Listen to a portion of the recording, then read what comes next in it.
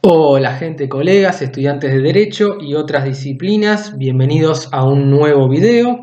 Vamos a hablar del caso Variaín Narciso contra Mercedes-Benz S.A. Va a ser un caso sobre principio de irrenunciabilidad que está consagrado en el artículo 12 de la Ley de Contrato de Trabajo. Ya lo vamos a ver para quienes no sepan de qué estoy hablando, no se preocupen. Bueno, es un fallo de cámara, intervienen tres jueces. El primero va a ser Capón Filas y luego los otros dos van a seguir, entre ellos uno va a ser Fernández Madrid, muy conocido, van a seguir los mismos argumentos de Capón Filas. Entonces, ¿qué es lo que pasa aquí? Los hechos. El actor se desempeñaba como ingeniero y jefe de departamento para la accionada, es decir, para Mercedes-Benz, y alega que en septiembre de 1982 se le informó que por una situación económica financiera, es decir, un tema donde habría falta o disminución del trabajo o algunos problemas económicos, por los que atravesaba la empresa, dejaría sus funciones y comenzaría a desempeñarse como adscripto de categoría inferior y que sus ingresos se verían reducidos. Bueno, entonces, ante una situación económica de la empresa, le informan a un trabajador que se desempeñaba bajo una determinada categoría que iba a ser reducido en cuanto a su categoría y por lo tanto eso se iba a ver traducido en una baja en su salario. Agrega que fue presionado para aceptar las nuevas condiciones impuestas y que amenazándolo con despedirlo se le hizo suscribir en noviembre de 1982 una suerte de acuerdo por el que aceptaba la modificación del contrato.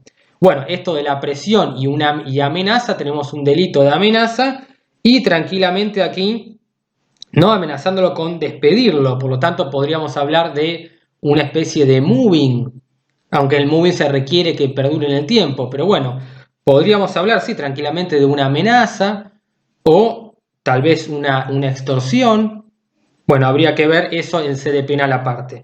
Entonces, básicamente se le dice que va a tener que aceptar esto porque si no, se lo va a despedir. Algo que es totalmente contradictorio y contrario con los principios laborales. Y en este caso, el principio de renunciabilidad del artículo 12. ¿Qué es lo que establece el principio de renunciabilidad? Nos dice que va a ser nula y sin valor toda convención de partes que suprima o reduzca los derechos previstos, ya sea en esta ley de contrato de trabajo, los estatutos profesionales, las convenciones colectivas o los contratos individuales de trabajo, ya sea al tiempo en que se celebra, durante su transcurso o al momento de la extinción. Entonces esto quiere decir que el trabajador no va a poder acordar con el empleador una reducción salarial, por ejemplo. Esto tranquilamente afecta y viola el principio de renunciabilidad consagrado en el artículo 12, que se relaciona con el artículo 7, que dice condiciones menos favorables, nulidad. Las partes en ningún caso pueden pactar condiciones menos favorables para el trabajador que las dispuestas en las normas legales, como la ley de contrato de trabajo, convenciones colectivas de trabajo o laudo con fuerza de tales, o que resulten contrarias a las mismas. Tales actos van a llevar aparejada la sanción prevista en el artículo 44 de esta ley, que es la nulidad absoluta. Entonces, no se pueden pactar condiciones menos favorables y el trabajador no puede dejar de lado o ignorar determinados derechos que van a estar establecidos por lo que se llama el orden público laboral, que es un conjunto de leyes obligatorias que tanto el trabajador como el empleador deben respetar. Ahora, ¿qué pasa si el trabajador acepta, como en este caso, una reducción salarial? Bueno, esto es totalmente nulo y no tiene ningún valor. Por más que el trabajador haya prestado su consentimiento, se entiende que para que un acto sea voluntario se debe obrar con libertad, discernimiento e intención, y el trabajador no tiene la intención de aceptar menores condiciones y tampoco la libertad. Si lo acepta es como en este caso mediante una amenaza, en este caso una amenaza con el apercibimiento de despedirlo, por lo tanto es gravísimo. Si vos no aceptás esto, yo te echo. Entonces el trabajador lo aceptó porque por miedo a perder su puesto de trabajo. Bueno, entonces vemos cómo tenemos un caso claramente de reducción de condiciones. Entonces acepta esa modificación del contrato, pero eso es violatorio del artículo 12 del principio de renunciabilidad y del artículo 7 que prohíbe pactar condiciones menos favorables y lo castiga con la sanción de nulidad. Por lo tanto, se tiene por no escrito, por no acordado. La demandada, cuando contesta la acción, al contestar la demanda, El que el trabajador iniciara persiguiendo el cobro de las diferencias salariales emergentes de la rebaja de categoría y de las indemnizaciones por el despido, sustenta, es decir, va a fundar su postura en que por la crítica situación por la que atravesaba la empresa se vio en la obligación de plantearle al demandante la disyuntiva de tener que prescindir de sus servicios u ofrecerle la posibilidad de ocupar un puesto inferior, lo que se concretó luego de repetidas reuniones y con la plena aceptación del demandante. Bueno, esto no lo puede hacer. En caso de falta o disminución del trabajo, deberá desvincularlo y pagarle las indemnizaciones correspondientes, pero no puede ofrecerle un puesto de trabajo con una categoría inferior a la que tenía, porque esto primero viola el principio de renunciabilidad y de prohibición de pactar condiciones menos favorables, y por otro lado el principio de progresividad. Una vez que ya adquirió un derecho, no se le puede ser quitado. Entonces, si ya gana determinada remuneración por determinado puesto, tiene que ganar eso o ganar más, no puede pasar a ganar menos. Entonces, esta justificación de la situación socioeconómica de la empresa y demás no corresponde. Primero, se tiene que llevar adelante el procedimiento preventivo de crisis y demás, conforme los artículos pertinentes de la Ley Nacional de Empleo y otros que ya vimos en otros videos, que luego se los voy a dejar aquí en los comentarios. Y luego, probado eso, recién ahí podría llegar a alegar una falta o disminución del trabajo y demás, pero lo debería indemnizar. No puede reducirle las condiciones laborales. Ni reducir ni suprimir, dice el artículo 12. Bueno, quien habría cumplido sus nuevas tareas y cobrando las respectivas remuneraciones sin reclamo u oposición alguna. Bueno, no importa esto porque se entiende que el consentimiento no es libre y no hay intención, no se dan esos dos elementos para que el acto sea voluntario. Esto se entiende y lo ha entendido la jurisprudencia y no hay que tener más que medio dedo de frente para entender que el trabajador no va a aceptar algo que le sea menos favorable. Y si lo hace es por miedo, por una amenaza, como en este caso, o algún otro motivo. Entonces, aquí nos decía, prescindir de sus servicios u ofrecerle la posibilidad de ocupar un puesto inferior. Entonces, bueno, el cobro de las diferencias salariales emergentes de la rebaja de categoría, recordemos que por el artículo 260, si se le paga al trabajador menos de lo que corresponde, se va a tomar como pago insuficiente por parte del empleador y se va a tomar por un pago a cuenta y luego se le tendrá que un pago a cuenta del total de lo adeudado. Entonces, artículo 260, tengan en cuenta, si a ustedes les pasa, les tienen que pagar tanta plata y les pagan menos, eso se toma como un pago a cuenta. Después, el empleador tendrá que pagar la diferencia. Bueno, tal decisión motiva la queja del vencido, por supuesto. En primer lugar, diré que el presente caso se relaciona con un tema que es esencial en el derecho del trabajo y es el de los alcances del poder jurídico de la voluntad del trabajador durante el desarrollo de la relación laboral, o lo que es lo mismo, la influencia de la relación de dependencia sobre las decisiones del trabajador referentes a la disponibilidad de sus derechos. Bueno, recordemos que vimos en el caso anterior dependencia jurídica, económica y técnica, a esto se refiere.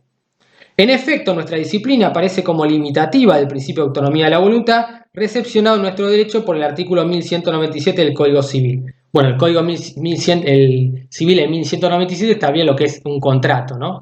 Entonces, el principio de autonomía de la voluntad quiere decir que las partes pueden hacer lo que se les plazca, lo que se les cante.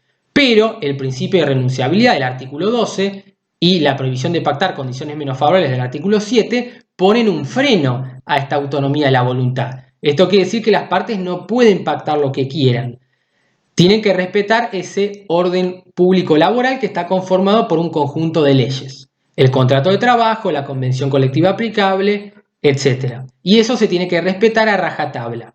Por lo tanto, esto que hizo la empresa Mercedes-Benz con el trabajador es totalmente ilegítimo y violatorio del principio de renunciabilidad. Recordemos a su vez que el artículo 14 nos habla de retribución justa, por lo tanto esto no sería una retribución justa. Pero bueno, cada uno podrá interpretarlo de la manera que sea. Entonces, 1197 del Código Civil. Porque comienza a advertirse que las vinculaciones laborales, por la presencia misma de la relación de dependencia, en especial en su faceta económica, no puede decirse que exista una declaración de voluntad común destinada a arreglar los derechos de la parte como lo requiere la definición de contrato. Perdón, la definición de contrato estaba en el 1137. Bueno, claramente no hay una declaración de voluntad común destinada a arreglar los derechos de las partes porque no están en una situación de igualdad, sobre todo económica. Por eso hablamos de hiposuficiencia, ¿no? Entonces, de la finalidad tuitiva del derecho laboral. Entonces, no hay posibilidad de un arreglo común entre las partes porque no están en igualdad económica, sino una voluntad con mayor poder de negociación, que va a ser la del empleador, que se impone a la del dependiente, como ya advierte en el derecho laboral. La base de la relación laboral es la situación de hiposuficiencia del trabajador, esto que les adelantaba, situación social real que lo lleva a incorporarse como trabajador subordinado a las cadenas empresarias. Esto quiere decir que el trabajador, por una cuestión de necesidad, empieza a trabajar para percibir un sueldo y poder satisfacer sus necesidades más básicas y primarias. Entonces no está en una situación de igualdad con respecto al empleador, porque el empleador tiene la potestad de poder echarlo cuando se le dé la gana, sancionarlo, y esas facultades que tiene el empleador que el trabajador tiene que seguir. El trabajador tiene que seguir instrucciones. Usted tiene que hacer esto, esto y esto, de tal hora a tal hora, de esta manera, con estas herramientas. Entonces ahí está la dependencia técnica. El empleador le tiene que decir al trabajador cómo tiene que hacer la tarea. La dependencia jurídica, como les había dicho en el otro video, porque es el que retiene los aportes para la seguridad social. Y la económica, porque es el que le paga un sueldo. El trabajador no presta sus servicios en forma gratuita. Como contraprestación, es decir, por poner su fuerza de trabajo a disposición del empleador, recibe una remuneración X cantidad de pesos por mes. Entonces, lo expresado constituye la esencia de una de las manifestaciones del espíritu protectorio de la disciplina y que es el principio de irrenunciabilidad. Me lleva a concluir que en casos como en este, para darle poder jurídico a una manifestación de voluntad tendiente a aceptar una disminución de categoría importante, con una considerable disminución salarial y un relevante perjuicio, se debe estar persuadido de que se arribó a esta con libertad, ya que es un axioma del contractualismo al creer que solo lo libremente querido es justo. Bueno, aquí claramente hay una afectación a la libertad, eso no hay lugar a dudas. Ahora bien, en las actuaciones existen elementos que evidencian que aquí se impuso la voluntad empleadora y prueba de ello es que en el propio responde, la accionada admite que le propuso al trabajador esta disyuntiva, la rebaja de categorías con disminución salarial o el despido. Entonces lo termina reconociendo la propia empleadora. Yo le propuse rebajarle la categoría con una disminución salarial o lo echaba. Entonces el trabajador, para no perder el trabajo, aceptó esa disminución salarial. Sí, la aceptó, pero obligado. No obró con libertad y con intención. Por lo tanto, eso es totalmente nulo. Y terminó dejando de lado, valga la redundancia, renunciando a derechos que no puede. Es sabido que la imposición de la voluntad del empleador se sustenta en el temor del dependiente al verse privado de su sustento por un distracto. Es decir, el argumento está en el miedo que va a tener el trabajador de verse privado de esa remuneración, de perder esa remuneración por medio de un despido, en especial en un mercado de trabajo peculiarmente competitivo. La situación sociorreal de desempleo aumenta la hiposuficiencia y es más de las causantes de un estado interno de temor que dificulta incluso la defensa de los propios intereses y derechos.